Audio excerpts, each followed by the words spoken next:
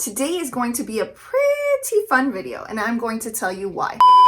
Hey everyone, my name is Marcella Dominguez, and I am so glad you are back here on my channel. One of my favorite places to grab a quick decaf coffee or a tea, jade citrus mint tea, is, you guessed it, Starbucks. And so today we're going to do a walkthrough of the applications that Starbucks has entered into the system. In other words, trademarks that they have applied for. And I want to compare this to what your journey may be.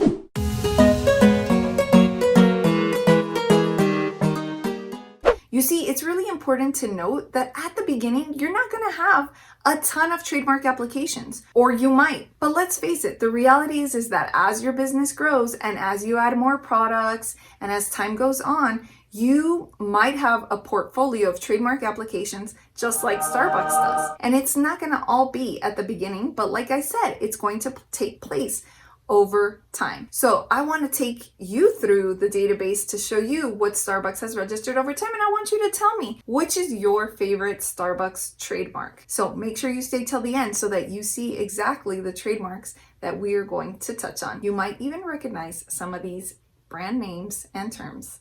Hi everyone, yes, I am definitely interrupting my own video to let you know that if you feel you can safely and confidently navigate the trademark process on your own, then make sure that you click on the link in the description below where you will find the resources to help get you through the trademark journey. Let me know how it goes in the comments below.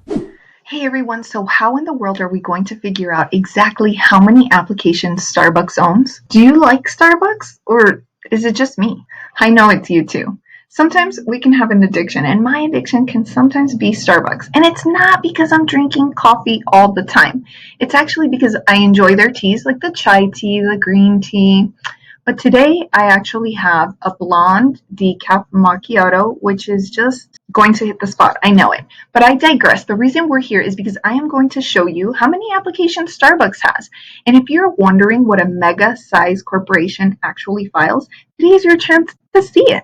So if you're wondering what does your future look like because you plan to take your business into the mega corporation status, then this is what your future might hold. So first you're going to go to the Trademark Electronic Search System. Now on my computer, I simply go to google.com, and instead of typing all that out, I usually just type in PES, and you can type in PES trademark. And it'll be the first link that pops up, USPTO.gov, and it's the search trademark database. So you're going to search our trademark database, and then you're going to do a basic word mark search. Now, in the field section, you have the option to do owner name and address lookup. So clearly, I don't know Starbucks address, but that's not a problem because if I just type in Starbucks because of the Starbucks Corporation and submit my entry, then we will see that Starbucks has all of these applications that they've submitted. So as you can see in the right-hand column under live or dead, it'll show you which ones are live and which ones are dead. So the ones that are dead are the Raspberry Riot Lemon Mate Tea, which I've actually never heard of. But let's see if we can go through this list and find something that we do recognize. So Starbucks coffee, definitely. Let's see when they registered that. If you click on it, you'll be able to see some details here. So they actually registered Starbucks coffee, the name, for alarm clocks, watches, and wristwatches. So that seems a little crazy, right? Because I've never even seen these products sold inside a Starbucks store. But see what else they've registered. Let's see just Starbucks. Electric coffee grinders for domestic or commercial use. So we know that they have coffee bean grinders in stores, I believe. So everybody always notices the fancy cups, the color changing cups, etc.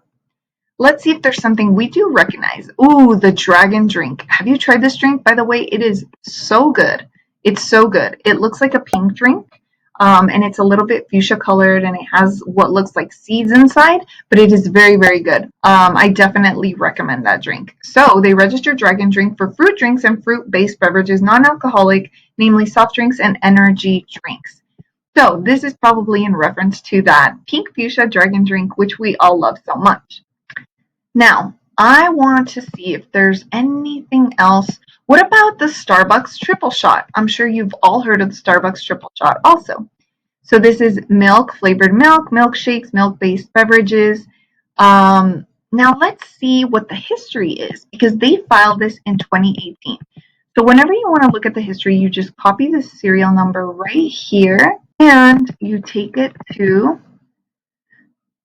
TSDR, which is the Trademark Status and Document Retrieval. And you just type in that number and it'll give you a little bit more of a background on the actual application process. So here we can see that they applied for it June 18, 2018, but they abandoned it in 2019. Usually, if it's gone into abandonment, it could be as a result of the office action. So do you really care to see what the issue was in this application, or you want to see what other applications they filed for? You probably don't care, so I'm actually going to go back to the list and see what else they have filed for. Let's see, greener apron, I've never heard of that.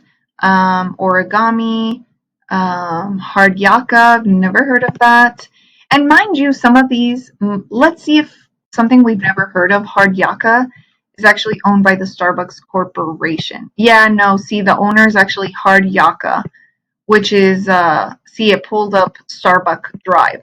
So not all of these are going to be owned by Starbucks. There's obviously some confusion here. So let's go back and see if we can combine wordmark, and we will see here. Oh, see, and so we're going to get a lot more results if we don't narrow it down to owner. Let's see, Starbucks fresh roasted coffee,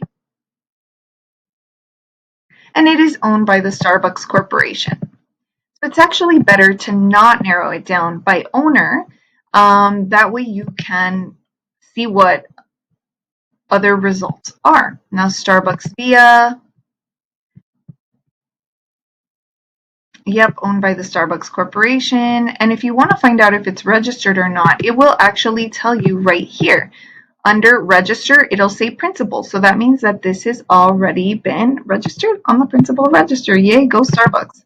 So what's the point of me trying to show you all of the applications that Starbucks owns? My point is that I am trying to show you what your future may hold. When Starbucks first started, they didn't have registrations for all of these marks. But as your mark and as your brand begins to grow, and you come out with new products, you innovate more through the years, through the months, then you will have more items that you can potentially register. So it's not all going to happen all at once. Everything that you want to register is not going to be at the inception of your company, brand, business. It's a process. It's something that happens as your business grows. So in the same way that these businesses are going to continue to grow, you will see that the applications that they register will also increase in numbers. So I want you to know that registering a trademark doesn't have to be a whole boatload of things in the beginning, unless those are the types of assets that you have. So by allowing us to take a look at what it is that you have, let's say it's a business name, a logo that you know is not going to change, a slogan, a tagline, those are all things that can be registered. But in the beginning, if you just have a business name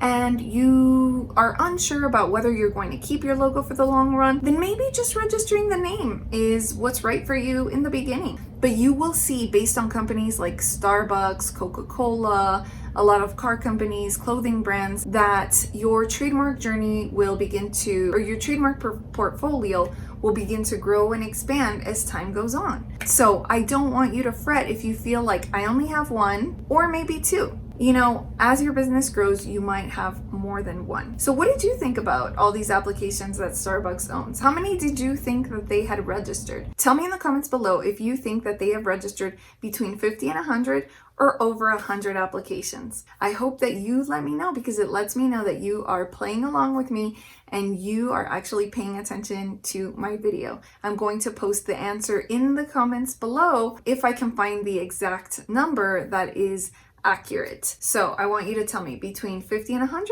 or over 100. So if you like this video, make sure that you give me a thumbs up and you hit subscribe down below.